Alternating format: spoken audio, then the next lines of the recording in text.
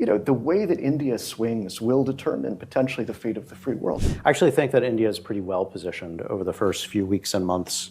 I think that they have a sense of confidence and a sense that they have personal and professional relationships with the incoming team. India, if all goes well, is a fundamental element of American 21st century strategy. And this is a robust thing. I mean, this is, our alliances, I think, have a lot of, are very heartfelt. It's not just practical. It's not just realpolitik. I mean, it's a good community to be a part of.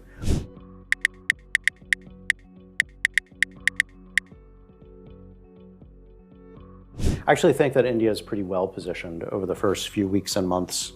I think that they have a sense of confidence and a sense that they have personal and professional relationships with the incoming team that will enable them to have the right meetings, have the right conversations, and at the very least, deflect attention from the more potential irritants in the relationship, and maybe at the most, enable India to be an initial winner in the sweepstakes of who can kind of have the ear of the president and who can maybe benefit from some of the changes, and we'll see how they play out in terms of U.S. policy, say, on Russia, right? So that has been a point of irritation that the Biden administration has tried to manage.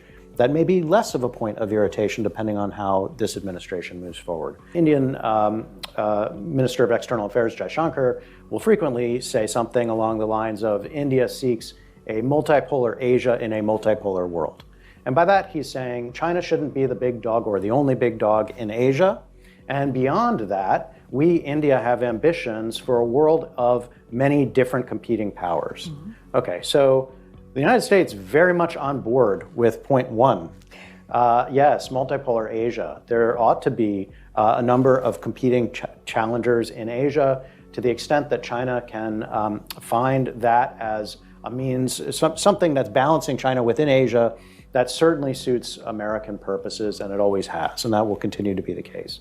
But a multipolar world, it's not just American firsters who have concerns and have at least kind of built into their thinking about the world a set of assumptions of American primacy or American hegemony, or at the very least have built in a sense, and I think that's sort of pervasive in this question of competition with China, that the world is kind of increasingly bipolar in terms of its global structure, and that in terms of the way the United States needs to consider other countries, you're either leaning us or leaning China.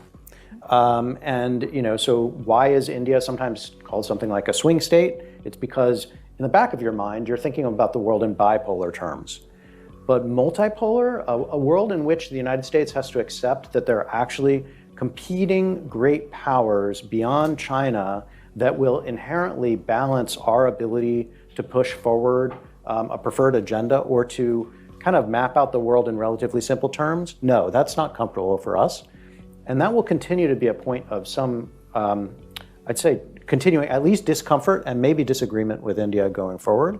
And I don't think that's the kind of thing India will play up in its initial conversations with the Trump administration as it attempts to avoid sort of false steps in the first few months and weeks. The early days are going to be, I would say, opportunity, mostly in terms of anchoring in these fundamentals of the fact that India, if all goes well, is a fundamental element of American 21st century strategy. And this is a robust thing. I mean, this is, our alliances, I think, have a lot of, are very heartfelt. It's not just practical. It's not just realpolitik. I mean, it's a good community to be a part of.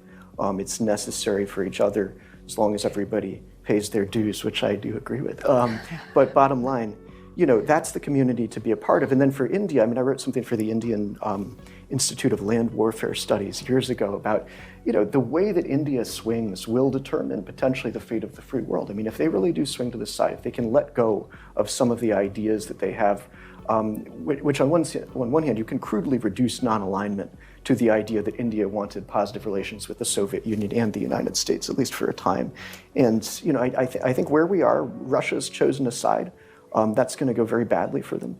And I don't think India should choose that side. I think they have much more to gain through swinging more deliberately to the democracies, and I think it will build deeper trust where we do start to see those issues emerge, which will be the kind of thing, on the most important weapons systems, the most important forms of tech collaboration, technology transfer. Those issues will become much bigger sticking points, I think, if they are trying to play all sides or winding up without a philosophical resolution to their relationship with Moscow. I mean, that's going to be a huge sticking point for the U.S. I think in the years going forward, given that Moscow has chosen sides with China for now.